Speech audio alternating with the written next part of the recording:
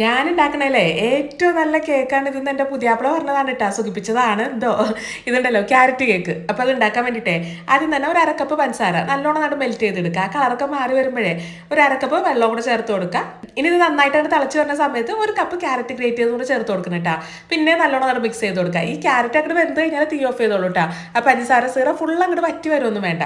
ഇനി ഉണ്ടല്ല ഒരു കപ്പ് മൈദപ്പൊടി എടുക്കുക. അതിൻ്റെ അകത്തുനിന്ന് ഒരു ടേബിൾ സ്പൂൺ മൈദപ്പൊടി അങ്ങോട്ട് മാറ്റിയിട്ട് ഒരു ടേബിൾ സ്പൂൺ കോൺഫ്ലോറിൻ്റെ പൊടിയോട് ചേർത്ത് കൊടുക്കുക. എന്നിട്ട് ഒരു ടീസ്പൂൺ ബേക്കിംഗ് പൗഡർ, 1/4 ടീസ്പൂൺ വീതം ബേക്കിംഗ് സോഡ ഉപ്പോട് ചേർത്ത് കൊടുക്കുന്നുണ്ട്.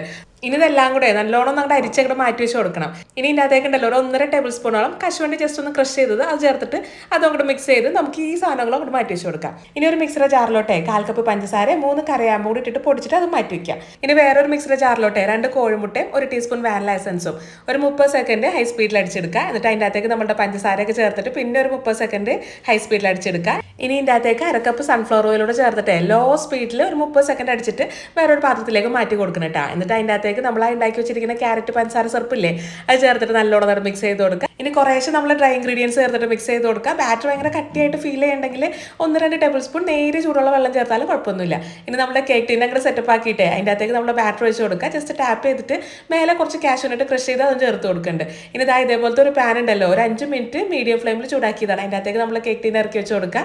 അടച്ചു വെച്ചിട്ട് ഒരു 40-45 മിനിറ്റ് വരെ എടുക്കൂട്ടത് ബേക്ക്